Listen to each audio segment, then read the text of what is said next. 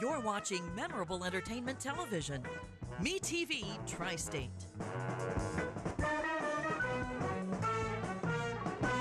Broke the story on local homestead tax credit fiasco. Expose the Evansville Redevelopment Commission excessive spending habits. Your community watchdog. CityCountyObserver.com is your online community newspaper dedicated to the progress of Evansville and Vanderburgh County. We're a nonpartisan publication providing insight into political issues and events that shape our community. We are a watchdog for you, the citizen. Check us out online, city-countyobserver.com. That's city-countyobserver.com. Tri-State Voices, an open discussion with area leaders on issues affecting communities throughout the Tri-State. Now, here's your host, Mike Woods. Good morning. Welcome to Tri-State Voices. Tri-State Voices is jointly sponsored by WTSN, the City County Observer, and my office, Woods & Woods. I'm your host, Mike Woods. Every week, Tri-State Voices interviews a community leader concerning issues that are important to all of us. Today, we're honored to have District 78 Representative Holli Sullivan. Holli's got a really interesting resume. She has 3 children. She's an industrial engineer. She's worked for Toyota and General Motors in the manufacturing end of it and management. In January this year, Suzanne Crouch was appointed auditor of the state. There was an opening, and so Holli became the freshman class of 2014. From that strong background in industrial engineering, she entered the State House. Holli, how do you like being in the State House? Thank you, Mike. It's an honor. It's a great honor. It's been a whirlwind experience. To think it's only been 6 months ago that I was elected into office. It was only 48 hours before session started that we did caucus, and I was voted in. And then just 2 hours before session started, I was sworn in. So it's been a unique experience, but one that I'm very thankful for.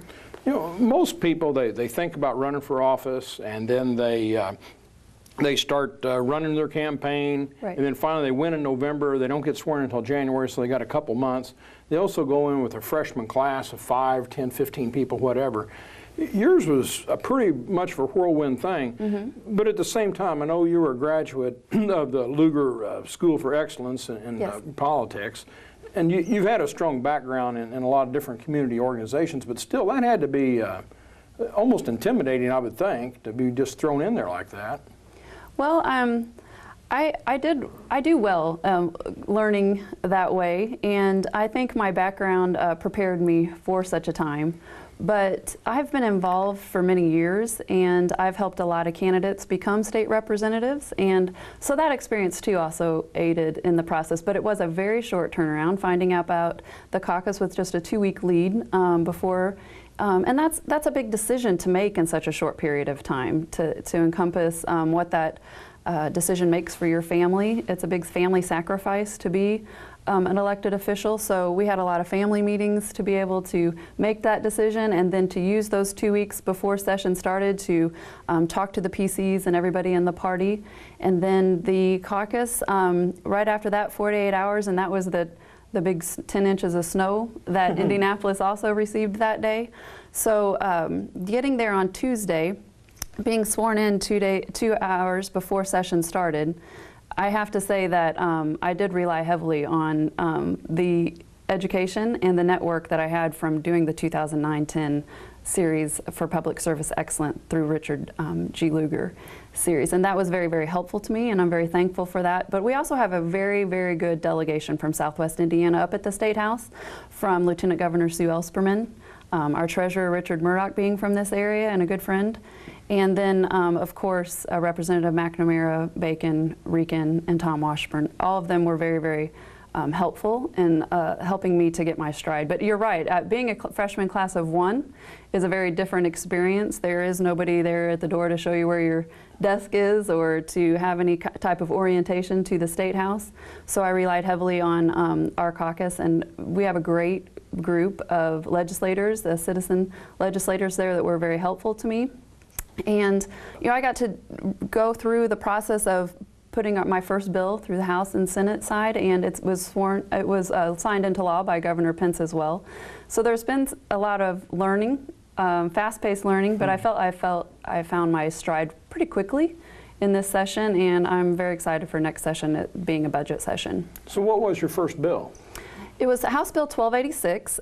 It was, for me, what I call a government streamline bill. As an industrial engineer, I'm always looking at processes for quality control issues, and this bill was a perfect representation of that. There's a joint study commission for transportation, and this committee was commissioned with looking at our infrastructure needs as a state from 2015 to 2035. And for them to be able to do their job correctly, they needed NDOT's information, because they're the ones that have the drivers on the roads and they know what we need. Purdue does a lot of work and for the department and for the transportation needs and infrastructure planning. And a couple other like the IFS. And all of those really, what this bill did was ask for all that information up front before the committee met, so that we didn't have any government waste of the committee meeting, asking for information, then trying to find it, and then having another meeting on the tax dollars bill to meet and make some decisions. So this streamlined the information to this committee before they needed it. Okay, well, what's that process from where you want a bill passed? You mean you've Yes. got this idea all the way from there until finally the governor signs it. How do you go about that? It's a very complex process, and it was very fun to learn the integral details of that, but it's something that I would hope that more voters would become educated on, because it takes into account what you need out of a state representative. It's a strong communication skill set that's needed to be able to do that. If you have an idea, or most of those ideas come from your constituents, and you research the idea, you hear both sides of the idea, hopefully, and you go to legislative services and ask them to help write up the legal bill and with you. We have a great team there of over 40 attorneys that help do that. And then at that process, it's getting it in front of a committee. That's the first challenge, is making sure that you've presented it in a way to a committee chair where they would want their committee to hear that, and that they feel it's something that could benefit the entire state. Then after that part, that's the first box, really, is to get it heard in front of a committee. And just a little bit of information on that, just this year we had over 400 bills that were written to be heard in front of a committee, and our session was only 3 months long.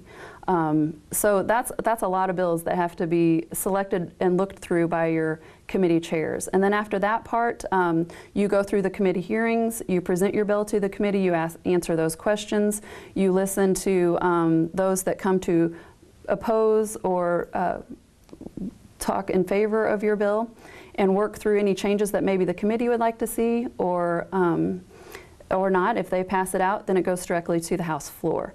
Then at that point, you're again communicating to other legislators, trying to ensure that they completely understand the details of your bill so that they have confidence in voting for this as well.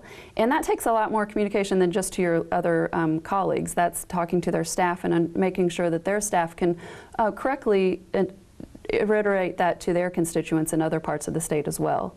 And then after it's passed through the House, it goes over to the Senate side. You have to find a sponsor on the Senate side that is willing to work with you and to walk that through the exact same process on the other side of the hallway in the Senate side.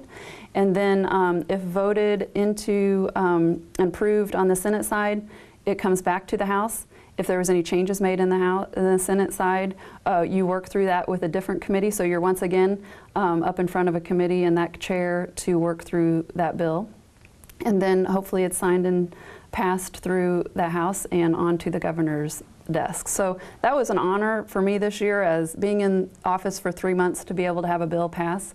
And my daughter, Savannah, who's 13, got to come up to the governor's office and be a part of that bill signing too. So it's been a great experience. That had to be a neat experience. It was, absolutely. It's been really fun for the entire family. It's a civics class that we get to live out live now. I have a 16-year-old, a 13-year-old, and an 8-year-old. And at their different levels of education, they can each gain something unique from this process. And it's been a fun family affair for us to be in this position, and a lot of fun family conversations. You know, the committees, they always talk about that. That's where bills go to die, because the vast majority of bills simply don't get out of the committee, do they?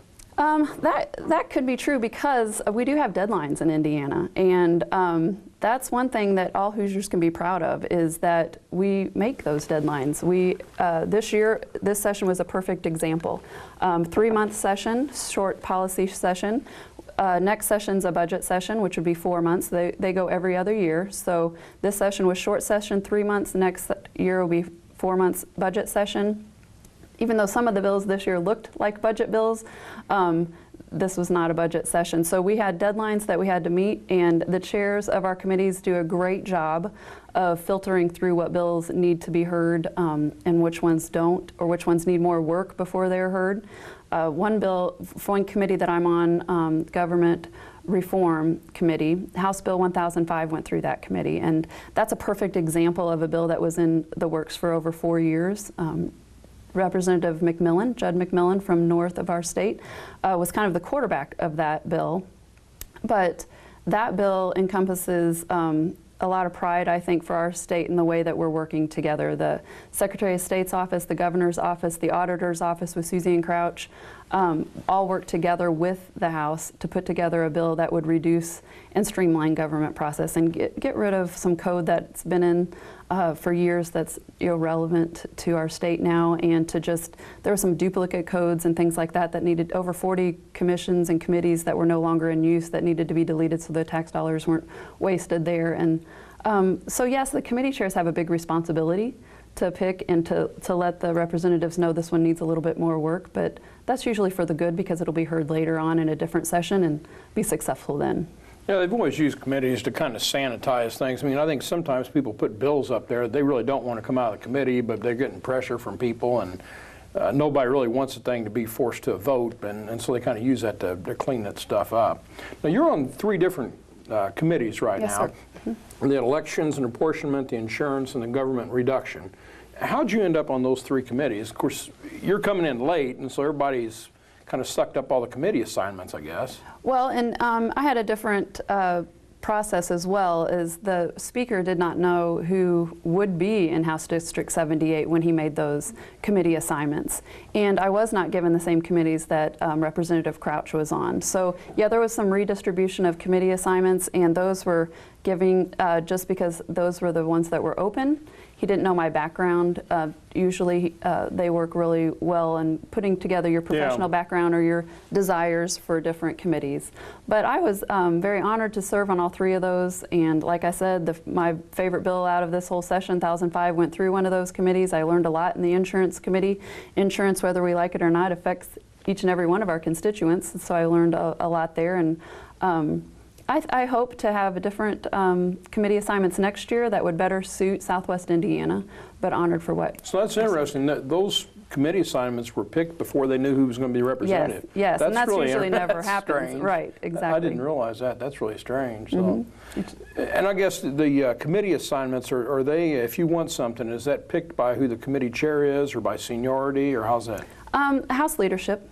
And each representative has also a say, and we can ask for which committees that we would like to serve and what we feel would best represent our districts as well. Okay, because if it doesn't come out of the committee, it doesn't get to the floor to be voted on. So those committee assignments they're really important. Yes, they are very important, and it's a very hard job to be a committee chairman, and a lot of pressure. But it's also a great position for us to be in, to be able to work together as a citizen legislature to work together for our state. Just out of curiosity, what committee assignments would you like to get next year? I mean, assuming they're open, you can get on them, but that you feel like would best represent your district? Sure. Southwest Indiana right now, we have a void in our voice for Ways and Means. We had a great representative, conservative fiscal representative, and Representative Crouch, and she had a leadership position on Ways and Means. But now if you look at the state in general, the entire Southwest Indiana is void of a voice on Ways and Means. And that's something that needs to be corrected before a budget session. This is a very, very critical budget session next January for Southwest Indiana. We have some very exciting things with the medical school that's just been announced for downtown Evansville.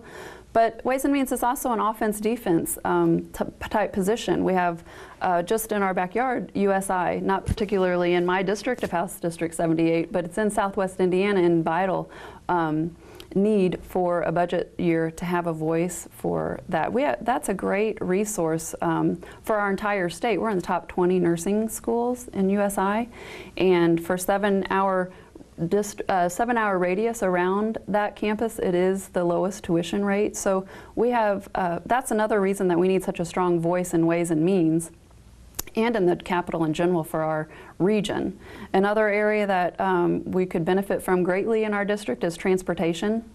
I-69, I don't know if everybody's used that yet. I use it all the time now, but it's a great asset to our district, and to continue that effort to complete and to also put the I-69 bridge in is a vital need for our district as well. So a voice on transportation is also very much so needed from the Southwest delegation. You know, the IU Medical School is a huge, huge deal down here. As far as you know, is there going to be any trouble getting any of the legislation needed to implement the medical school? You know, I think there's going to be some state money and other things that need to go through the legislature. Any problems with any of that you foresee? I agree with you. It is a phenomenal thing for our district, and I'm very, very excited to help in any way next budget session. But you're exactly right. The budget session is the key to that plan for putting that school into existence before 2017. Right now, we've done a lot of work, and even before session was over and until just yesterday, I personally have been in meetings learning more and more about the needs for that school and how to make that come to fruition. But right now we have good momentum, and we have good communication with all those at the state leadership-wise. We've met with Chairman Brown on Ways and Means in the House. We've met with Senator McKinley and Kinley in the Senate side. Governor Pence is very much so involved and in favor of this as well. So I feel we have good momentum. We have a lot of work ahead of us.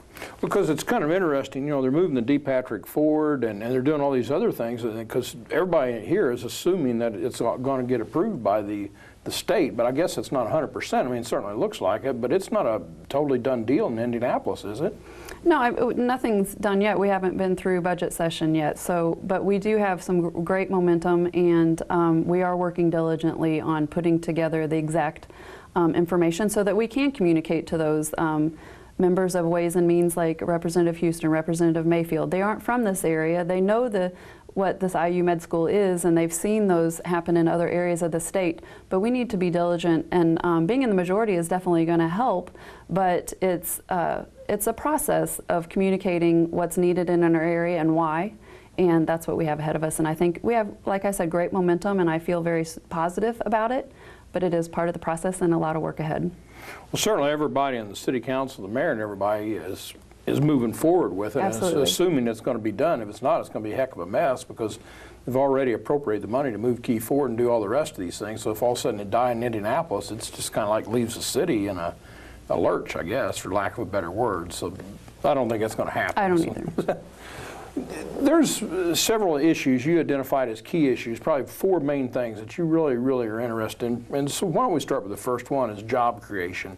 What do you see as your role as a state legislator to encourage jobs? I mean, how can you go about that? Sure. Well, really being involved in this district and understanding the needs of what our manufacturing environment needs. I worked in manufacturing for years. I know the importance to that to our area. But there's also small business owners, and understanding what growth we're seeing in the small business areas as well.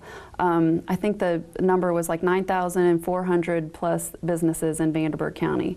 But over 5,000 of those are sole proprietorship, no employees, no brick and mortar. So to understand that that's gone up 10% just in the last few years. So the economic impact of small businesses is changing in a new direction, and to be aware of that and to be in tune, to be able to listen to what their needs are out of the state.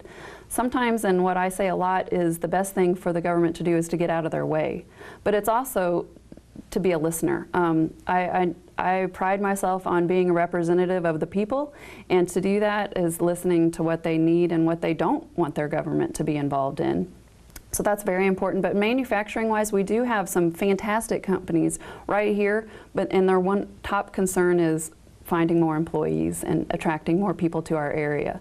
So again, putting another voice in Indy for our district on transportation and on Ways and Means is the key to doing more for this region and getting people here to want those jobs and to also be the voice to market that to the other districts and other states around us. Okay. Now, I know another one of the things you're really looking at is limiting government. What areas would you like to limit the government? Really, they're ensuring that we can minimize the federal overreach into the state of Indiana. Also, just like I said earlier, being an analytical engineer in the way I think, I take a lot of time in researching an issue.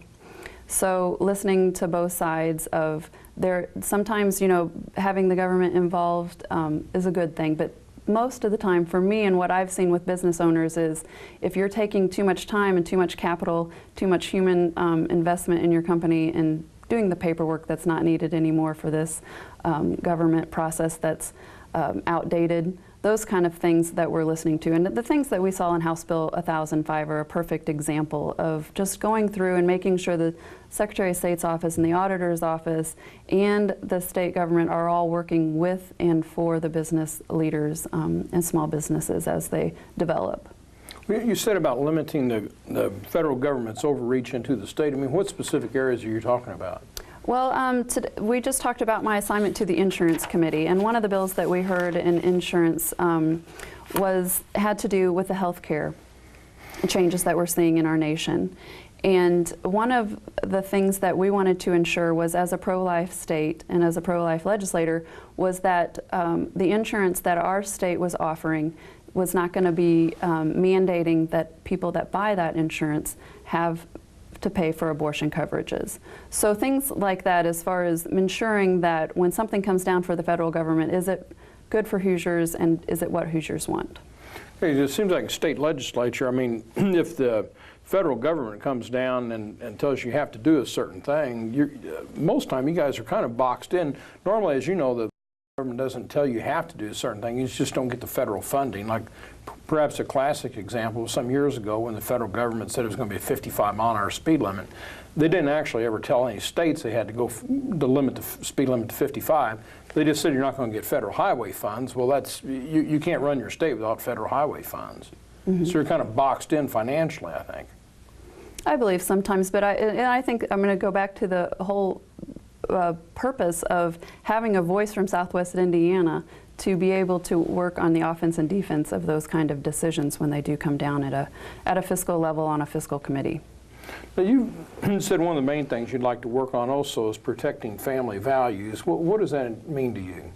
I believe, and it's evidenced by us raising our family here, that Evansville and this area is the best area in the state to raise a family. We have 3 very active children.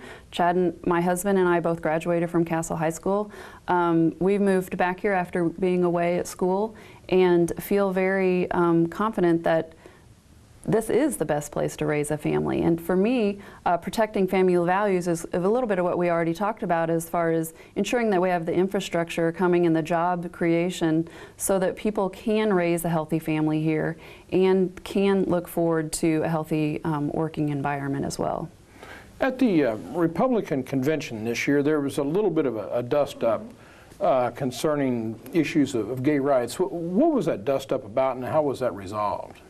Well, our platform committee looked at the platform this year to rewrite, if needed, any areas of the platform, and they did a very good job of going around the entire state. There was many listening sessions so that Republicans could have their voice heard in what they would like the platform to be involved with or not involved with. And our Lieutenant Governor, Sue Ellspermann, was a key leader in that, as well as some young Republicans and different people on committees. And they did a fantastic job. I think they had 5 or 6 different sessions. One of them was right here in Evansville. And then when we went to the state convention in Fort Wayne, we were to vote for the platform to become that for the Indiana State Party. There was an amendment to remove marriage from that and put in families.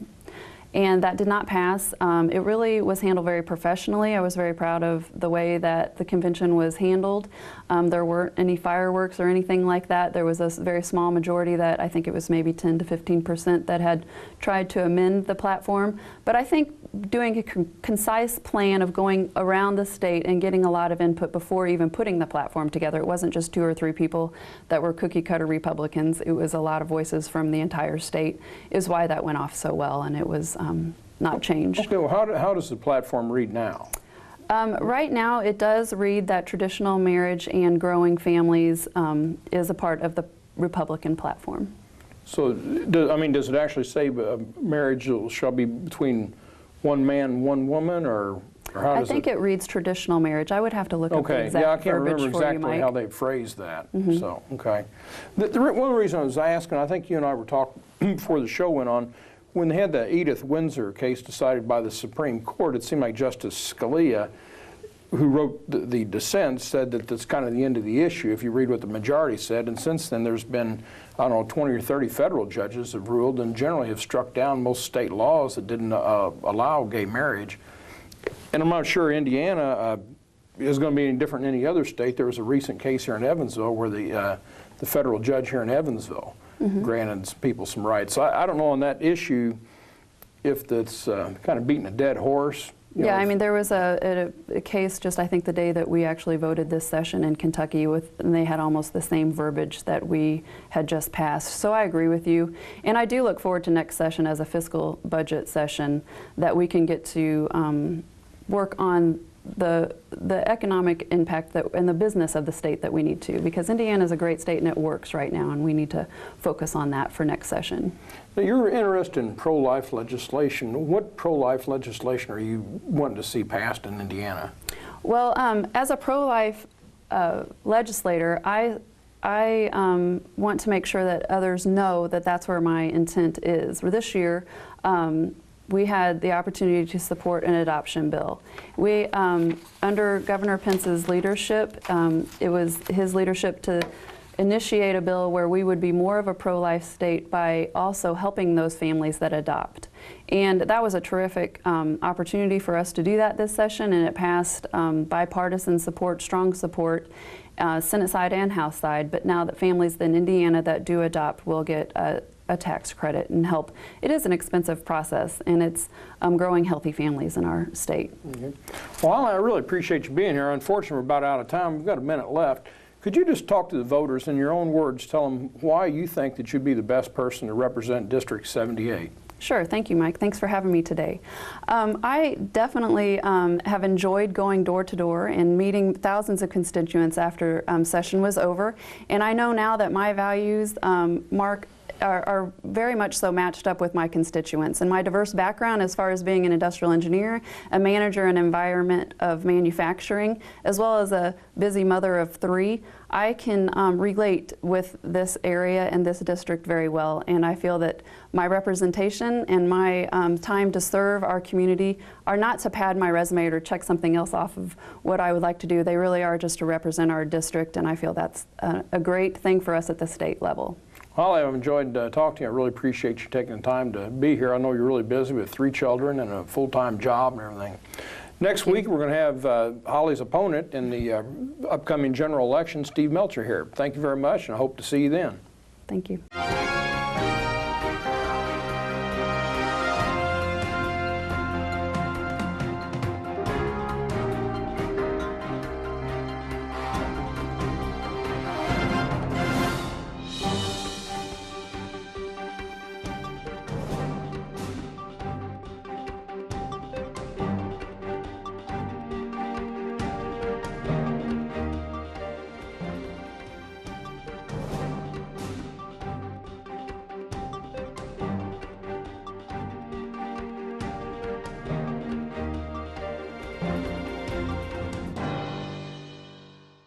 This year in the Tri-State, 1 out of 8 people will be in an accident. Would you know what to do?